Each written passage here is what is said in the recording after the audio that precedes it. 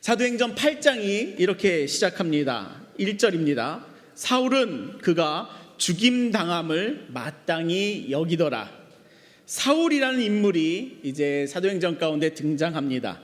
사울은 훗날 예수님을 만나게 되어 사도로 부르심을 받아 사도행전 후반부를 이끄는 복음의 뜨거운 전달자로서 살아가게 됩니다. 특별히 파울로스라고 하는 그의 또 다른 이름과 같이 이방인들을 향하여 하나님께 마음껏 쓰임받는 하나님의 선교에 마음을 다해 자신을 헌신한 사람이 이 사울입니다. 또한 이 바울은 신약성경 27권 가운데 13권을 기록한 사람이랍니다. 하나님께서 마음껏 뜨겁게 사용하신 주님의 사도이며 성경을 기록한 그의 수고에 따라 오늘을 살아가는 우리에게도 주님을 증거한 사람이랍니다. 바울의 시작은 이 사울이라는 히브리식 이름을 가진 청년으로서 등장합니다. 1절을 보시면 사울은 그가 죽임당함을 마땅히 여기더라 라고 시작하는데요, 사울이 그의 죽임당함을 마땅히 여겼다라는 그는 누구일까요? 우리가 지난 3주간에 걸쳐서 함께 살펴보았듯이 스데반이랍니다. 스데반은 예루살렘 교회 공동체 가운데 세워진 7명의 일꾼 가운데 한 명이랍니다. 그런 그가 돌에 맞아 죽었습니다. 무슨 일로 스데반이 살해당했습니까? 지난주에 살펴본 7장의 말씀과 같이 스데반은 뜨거움으로 예수 그리스도의 복음을 증거하였기 때문이었습니다. 스데반의 마음 가운데는 정말 뜨겁게 살아있는 그 말씀이 있다면 다음과 같은 말씀들이 그의 심령 가운데 살아있었습니다. 사도행전 4장 12절, 다른 이로서는 구원을 받을 수 없나니 천하 사람 중에 구원을 받을 만한 다른 이름을 우리에게 주신 일이 없음이라 하였다. 아멘. 이 말씀이 스데반의 마음 가운데는 다른 이로서는 구원을 받을 수 없다, 오직 예수 그리스도의 이름만이 우리를 구원한다 라고 하는 놀라운 복음의 열정이 그의 마음 가운데는 살아있었습니다. 또한 베드로의 이 고백과 같이 사도행전 3장 6절, 베드로가 이르되 은과 금은 내게 없거니와 내게 있는 이것을 내게 주노니 나사렛 예수 그리스도의 이름으로 일어나 걸으라 하고, 이 말씀과 같이 스데반의 마음에는 세상의 금과 은보다 더 가치 있으며 생명 있으며 능력이 있는 이름은 오직 예수 그리스도 그분뿐이시다 라고 하는 복음의 비밀을 소유한 사람이 바로 이 스데반이었습니다. 스데반은 뜨거운 마음으로 복음을 회회 출신인 자유민들이 모이는 회당을 방문하여 전하였습니다. 그러나 그들은 복음을 거절하였습니다. 그리고 화가 단단히 난 사람들이 스데반을 공회 가운데 고발하였습니다. 공회에서는 또다시 예수님의 이름이 등장하는 것이 너무나도 거북하였습니다. 자신들이 이미 결정하였고 죽인 이름, 예수의 이름이 계속해서 등장하는 것입니다. 예수의 이름을 증거하는 사람들이 자꾸만 공회 가운데 나타나는 것이랍니다. 그 공회에서도 스데반은 담대하게 예수 그리스도의 복음을 전하였습니다. 특별히 스데반은 자신의 민족이 가지고 있는 그 믿음의 잘못된 체계들을 드러내었습니다. 믿음은 혈통 중심이 아니다. 믿음은 장소 중심이 아니다. 믿음은 언약의 결과가 아니다. 믿음은 어디서나 역사하시는 하나님의 부르심 앞에 내가 아멘으로 순종하는 것이다 라는 이 복음을 스데반은 전하였습니다. 또한 우리의 조상들은 요셉을 거절하였고 모세를 거절하였다. 우리는 끊임없이 하나님께서 보내시는 사람들을 거절하였다. 그래서 우리는 하나님께서 마지막으로 보내신 하나님의 아들 예수마저도 거절했다. 이 말씀을 전하며, 그러나 끊임없이 우리는 하나님을 거절하였을지라도 하나님은 끝까지 우리를 사랑하셨다 라고 하는 이 뜨거운 메시지를, 이 복음의 말씀을 스데반은 공회 가운데 전하였습니다. 절대 참을 수 없었던 공회원들은 이 복음 앞에 이를 갈며 분노하며 스데반을 성문 밖으로 끌고 나가 돌로 쳐 죽였습니다. 스데반이 돌에 맞아 죽는 현장 가운데 한 사람이 자리하고 있었습니다. 우리 7장 58절의 말씀 같이 읽어보겠습니다. 함께 읽겠습니다. 시작. 성 밖으로 내치고 돌로 칠세 증인들이 옷을 벗어 사울이라 하는 청년의 발 앞에 두니라. 아멘. 이 말씀에서 사울이라는 청년이 등장하지요. 이 말씀에서 스데반을 돌로 치는 사람들이 옷을 벗어 사울 앞에 두었다라는 것은 사울이 그 스데반의 죽음에 책임을 지고 있었다라는 것을 의미합니다. 사울이 이 스데반의 죽음을 주도하고 있었다라는 것을 의미합니다. 스데반의 그 피 흘림에 대한 책임을 자신이 지겠다라는 그 일념으로 사울이 그 사람들을 움직인 것이랍니다. 저 이단은 반드시 돌로 쳐 죽여야 한다라는 그 신념으로, 저렇게 말씀을 왜곡하는 자들은 반드시 돌로 쳐 죽여야 한다라는 그 하나님을 향한 열심으로 사울은 그 스데반을 돌로 쳐 죽였습니다. 이런 사울이니 당연히 예수를 전하는 자들을, 그 복음을 전하는 자들을 당연히 잡아 죽여야 한다라는 그 살기가 그 사울 가운데는 가득하였을 것입니다. 8장 1절의 말씀을 다시 읽어보겠습니다. 사울은 그가 죽임당함을 마땅히 여기더라. 그날에 예루살렘에 있는 교회에 큰 박해가 있어.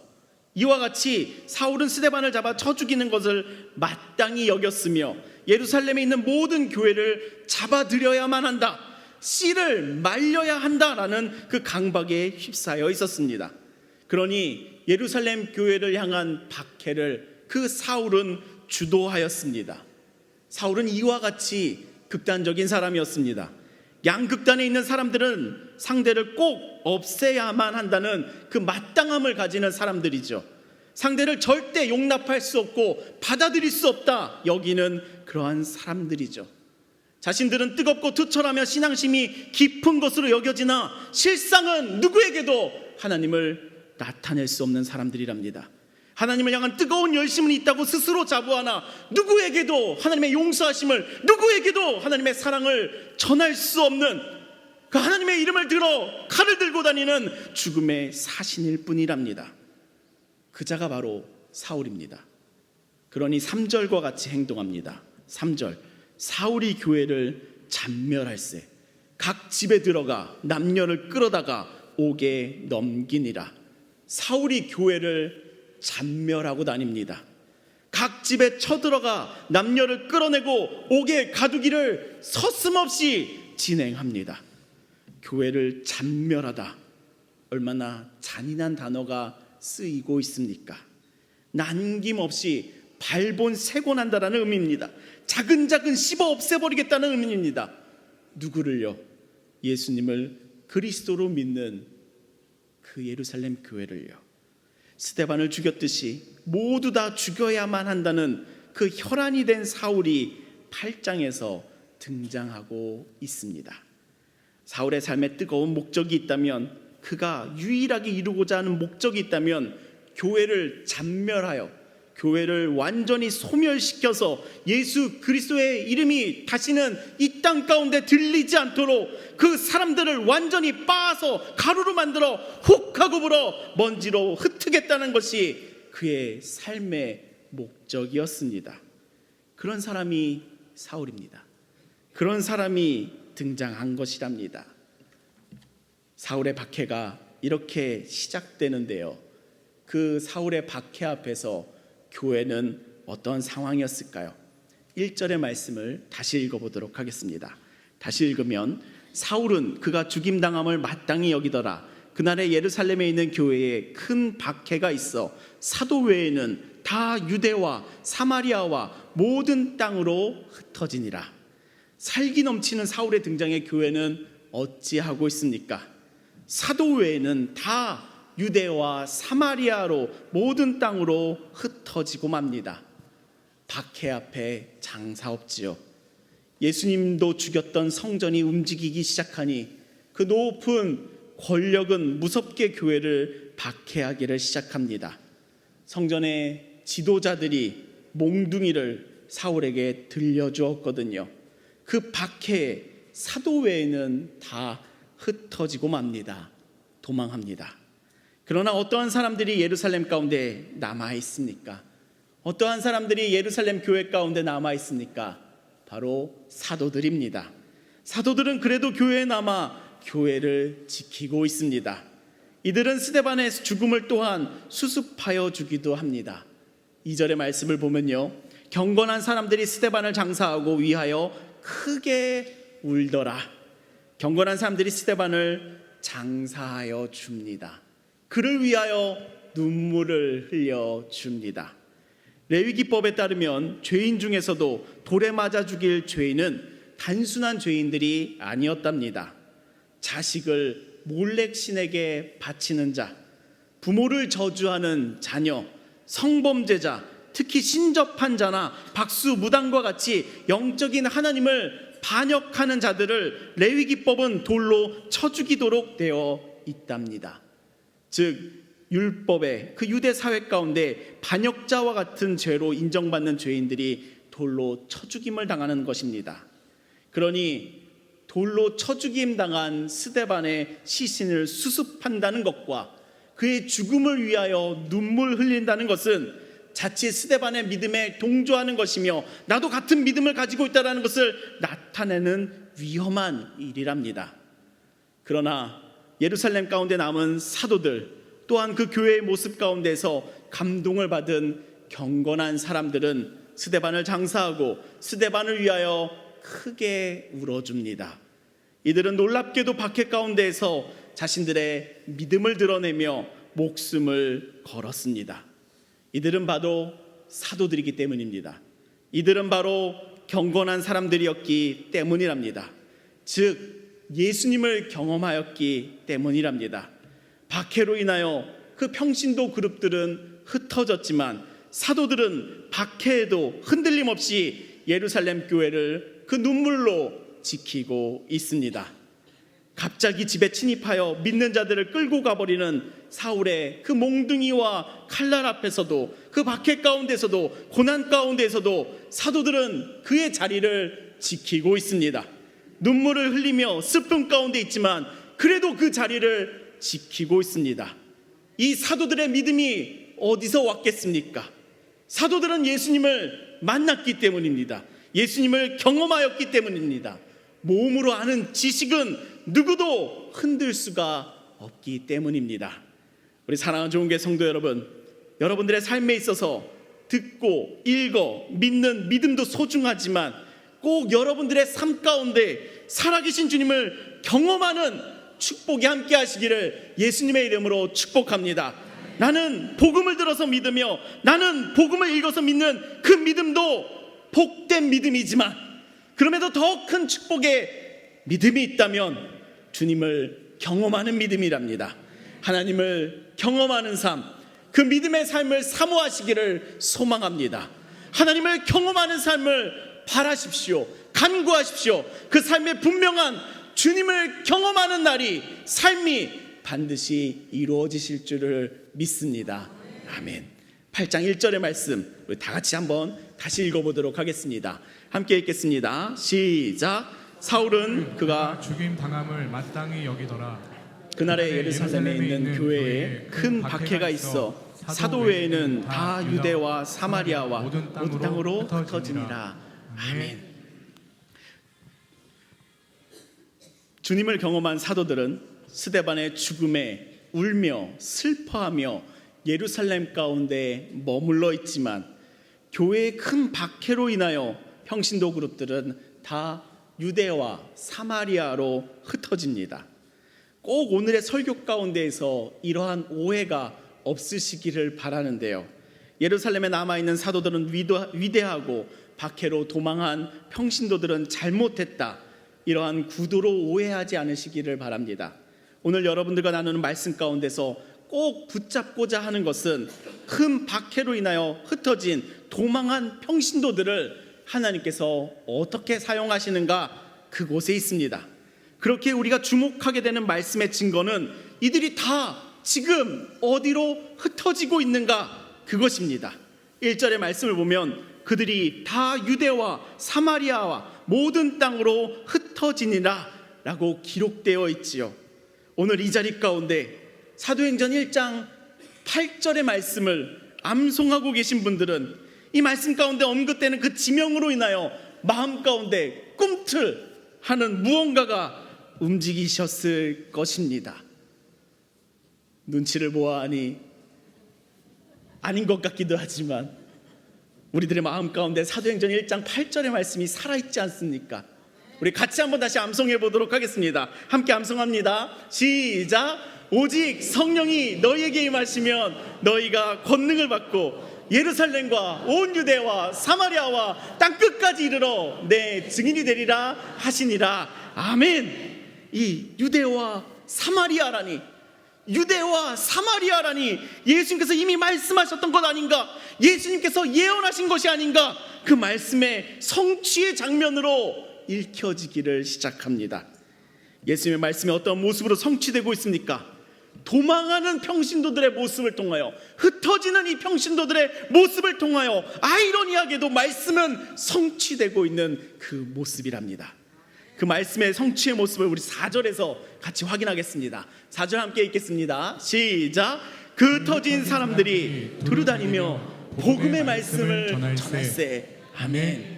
이 말씀이 정말 뜨거운 말씀인데요, 여러분들 그 뜨거운 마음을 담아 조금 더 큰 소리로 같이 말씀 읽어보도록 하겠습니다. 함께 읽겠습니다. 시작.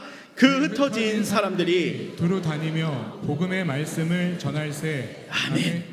흩어진 사람들이, 박해로 도망한 사람들이 뿔뿔이 흩어지는 것처럼 보였지만, 오합지졸인 것처럼 보이지만 오히려 두루다니며 복음의 말씀을 전한답니다. 도망하지만 복음을 저버리지 않습니다. 예수님을 부정하지 않습니다. 사실 예수님을 부정할 것이라면 도망하지 않아도 괜찮습니다. 그저 예루살렘에서 살며 예수님을 부인하였으면 그의 인생에는 아무 일도 일어나지 않았을 것입니다. 평안하였을 것이고 안정적이었을 것입니다. 그러나 오히려 지금의 평신도 그룹들은 박해로 인하여 흩어졌지만 그들의 마음에는 두루다니며 복음의 말씀을 전하는 그 제자의 모습을, 그 믿음을 여전히 품고 있는 그 아름다운 장면이랍니다. 우리 사랑하는 좋은 교회 성도 여러분, 흩어질지라도 이들은 오히려 주님을 부인하지 않기로 믿음을 더 붙잡는 제자들이었습니다. 이 놀랍고 아름다운 믿음의 모습들이 꼭 기억되시는 축복이 여러분들에게 있으시기를 예수님의 이름으로 축원합니다. 이 아름다운 모습이 여러분들에게 아름다운 장면으로, 도망가 흩어지는 장면이 아닌 더 복음이 전달되는 그 아름다운 장면으로 기억되시기를 예수님의 이름으로 축원합니다. 아멘. 말씀에 흩어진 사람들이 두루다니며 복음의 말씀을 전하는 사례가 말씀 가운데 이어집니다. 스데반과 함께 7명의 일꾼으로 세워졌던 빌립이라고 하는 한 사람의 사례가 말씀에 소개되는데요, 우리 5절에서 8절의 말씀을 같이 읽겠습니다.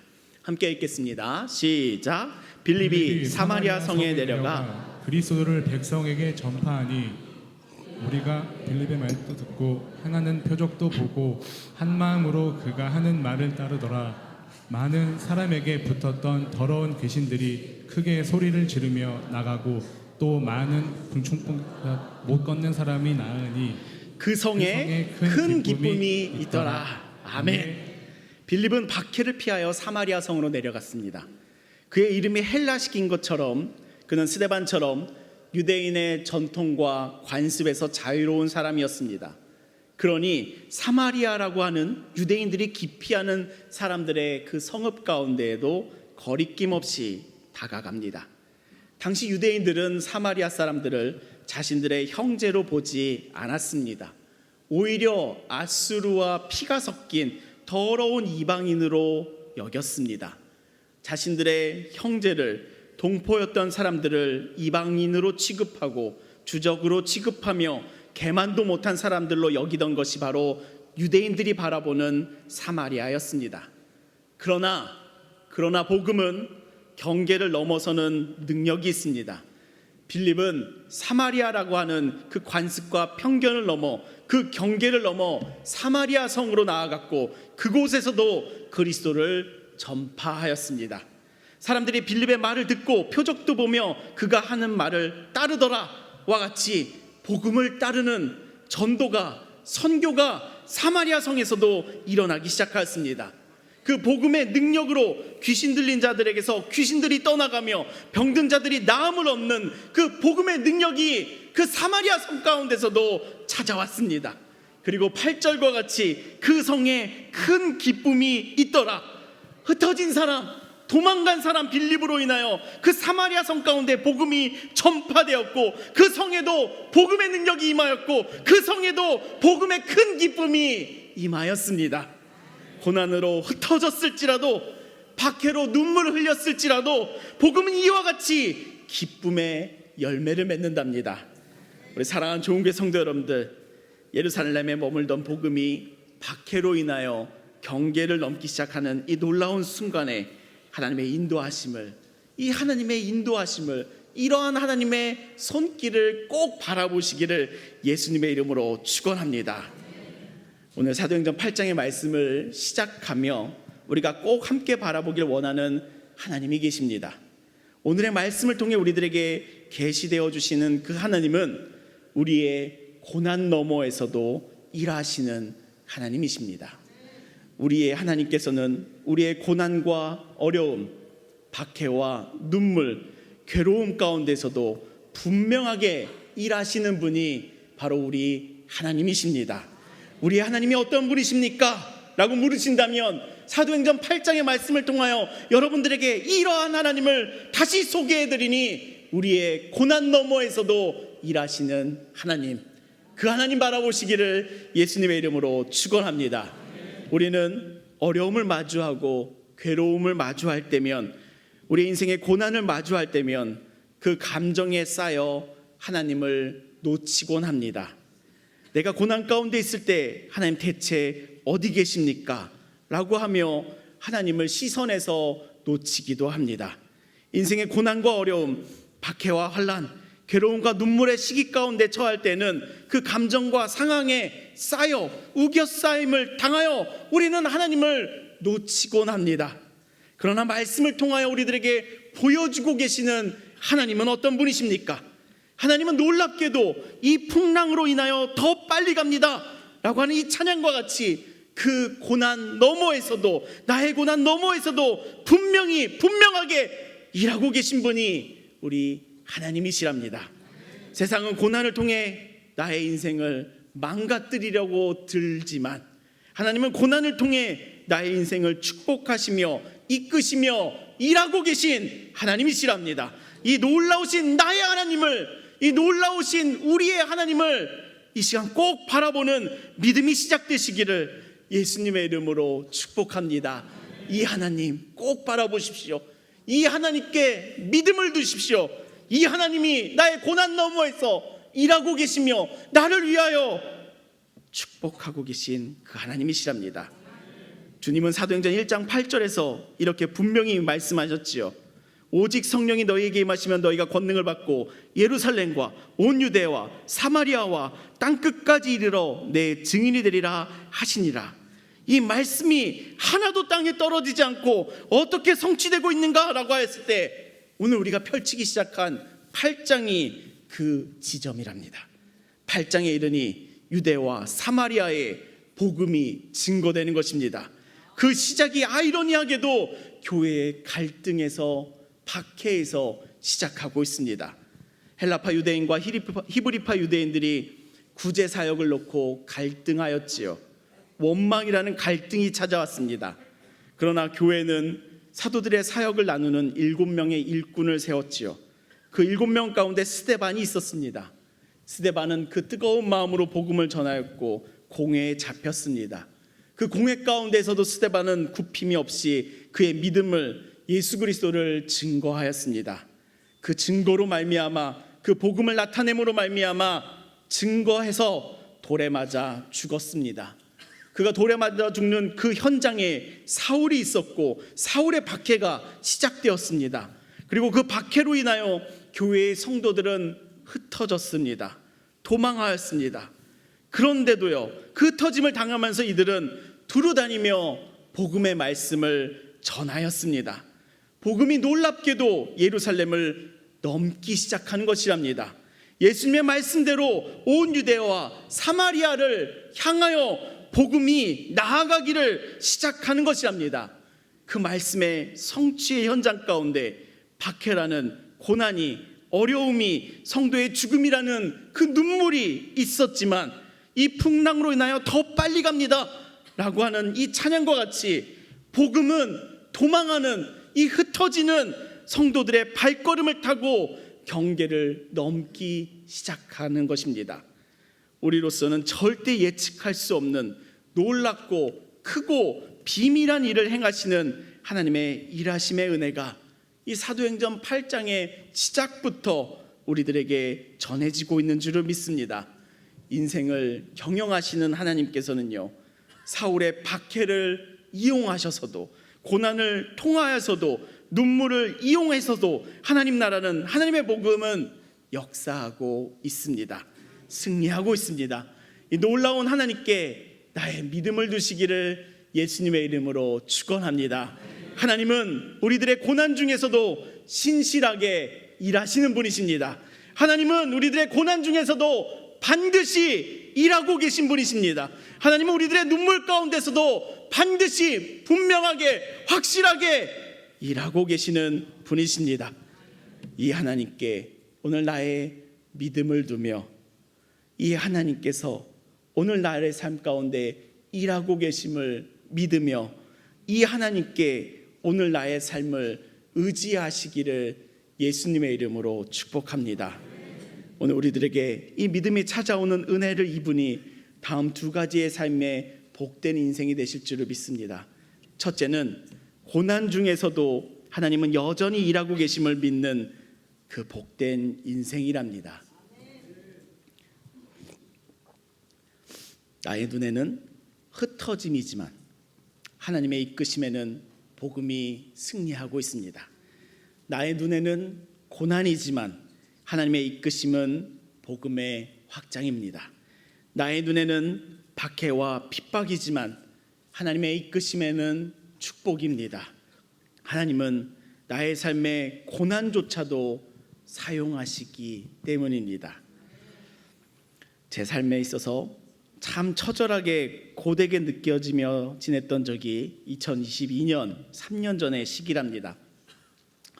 얼마나 처절하게 견디었는지 그때는 괴롭다라고 생각할 여지도 없이 견디는 시간이었습니다. 고난주간에 목사님께서 수술을 마치고 돌아오셨으니 이제 딱 3년이 되었습니다. 목사님께서 쓰러지시고 그리고 얼마 안 가 저는 교회의 당구대를 해체하고 있을 때 당구대 대리석에 손가락 2개가 깔렸습니다. 그 두 손가락의 한 마디가 그 당구대의 대리석에 눌려 살들이 다 찢겨 터졌습니다. 끝에 뼈들은 으스러졌습니다.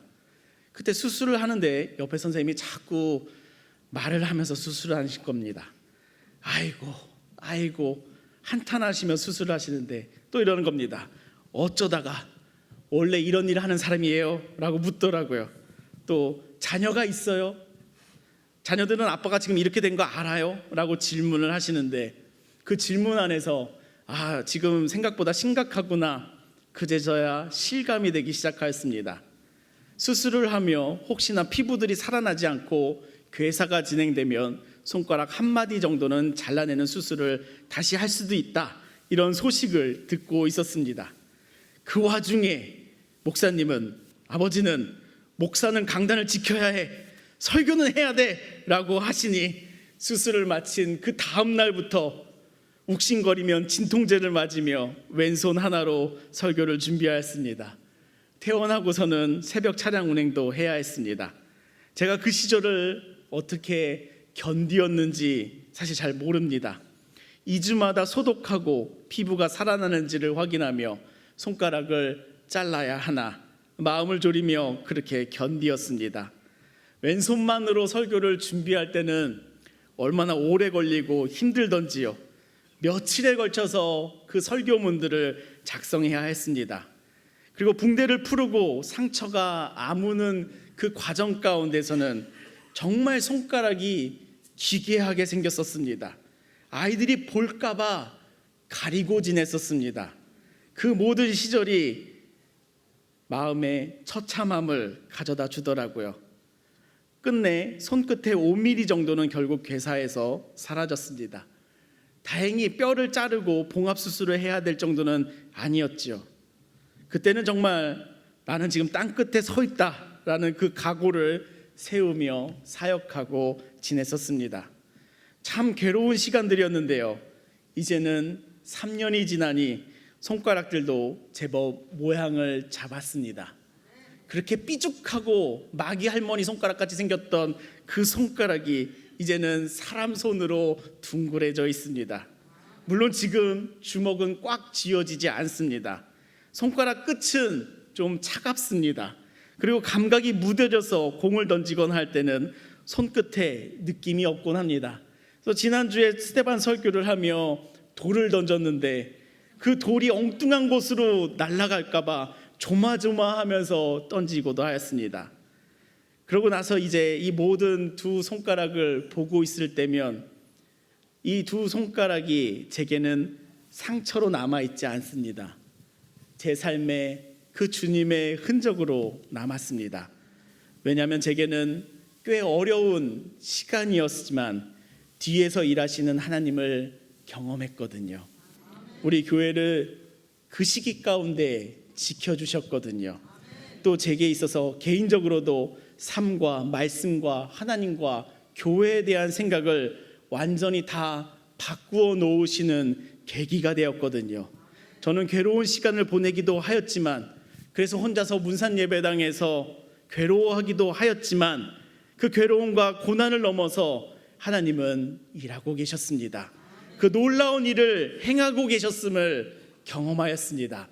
우리 사랑하는 좋은교회 성도 여러분, 고난 가운데서도 그 어려움 가운데서도 나를 위하여 일하고 계시는 그 하나님을 기대하시기를 예수님의 이름으로 축원합니다. 우리의 눈은 고난에 가리워질 때 하나님이 보이지 않을 뿐이랍니다. 그러나 그 고난 너머에서는 하나님께서 일하고 계십니다. 그 하나님께서 일하고 계심을 꼭 기대하시기를 예수님의 이름으로 축원합니다. 그 소망을, 그 기대를 꼭 믿음으로 취하시기를 예수님의 이름으로 축복합니다. 고난도 어려움도 꼭 인생에서는 지나갈 때가 옵니다. 그때가 지나면 하나님께서는 그 고난의 시간 가운데서 옮겨주신 그 발자국이 드러나는 때가 분명히 오는데요, 그때의 은혜와 감격과 기쁨은 이루 말할 수 없습니다. 꼭 하나님을 바라보는 믿음으로, 그 고난 뒤에서 일하고 계시는 하나님을 바라봄으로 인내를 이루시는 여러분들 되시기를 예수님의 이름으로 축복합니다. 아멘. 두 번째 복된 인생은요, 눈물은 결코 헛되지 않는다입니다. 세상은, 한국은 눈물을 하찮게 여기고 가치 없게 여기고 실패로 여기지만요, 그래서 우리는 눈물의 삶을 거부하고 기피하고 피하는 삶이 되어버렸지만요, 스데반의 죽음으로 찾아온 예루살렘 교회의 눈물을 하나님께서는 사마리아 성의 기쁨으로 열매 맺으시는 분이시랍니다. 하나님은 자신의 자녀들의 눈물을 꼭 기억하시며 그 눈물을 기쁨으로 바꿔주시는 분이 우리 하나님이시랍니다. 시편 126편, 눈물을 흘리며 씨를 뿌리는 자는 기쁨으로 거두리로다. 예레미야 31장, 내가 그들의 슬픔을 즐거움으로 바꾸며 위로하여 그들의 근심으로부터 기쁨을 얻게 하리라. 요한복음 16장, 너희는 근심하겠으나 너희의 근심이 도리어 기쁨이 되리라. 아멘.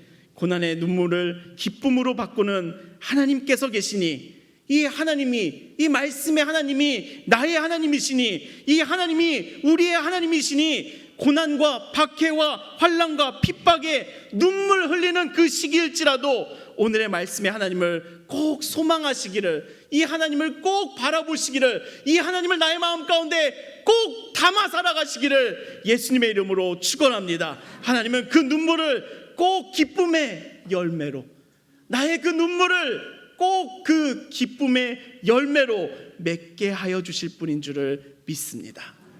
우리 교회는 수요 예배나 주일 예배에 함께 기도하며 소리내어 기도하기를 합니다. 애통하는 자가 교회에 오기 위해서랍니다.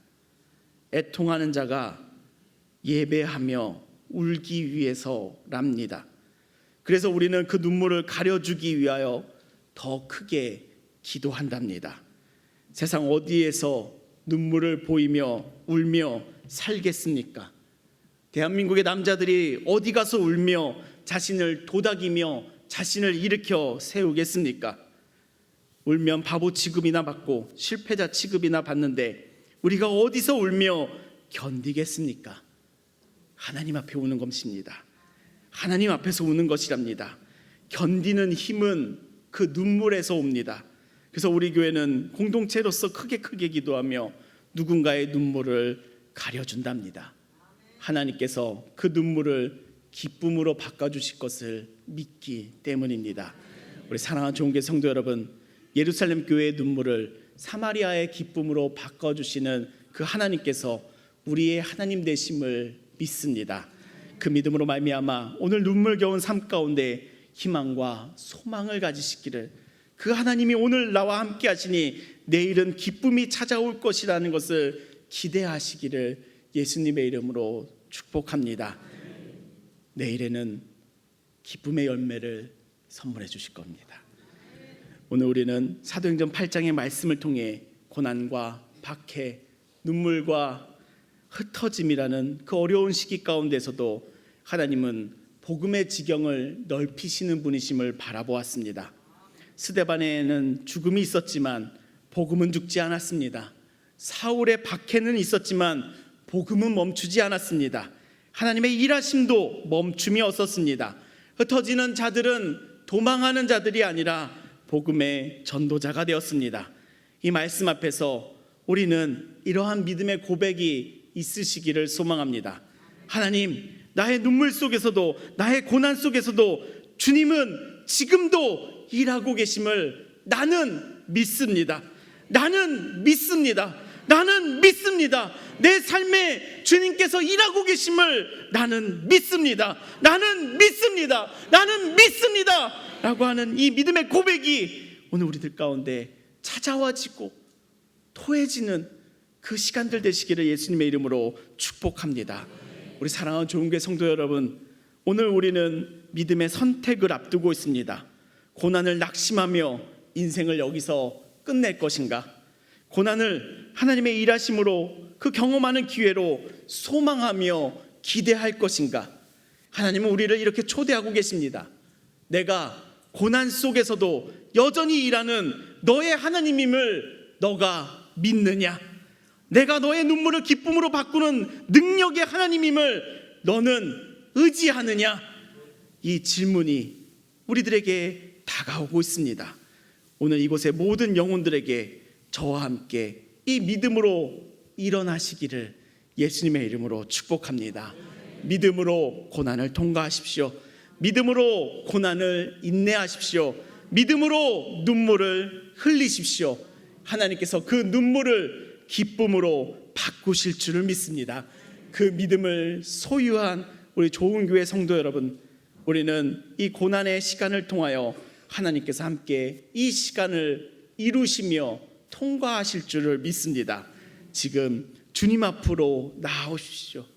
흩어진 자들의 발걸음을 따라 복음을 따라가는 그 은혜가, 복음을 따라 일어서는 그 은혜가 여러분들의 삶 가운데, 이 예배 가운데 임하시기를 예수님의 이름으로 축원합니다.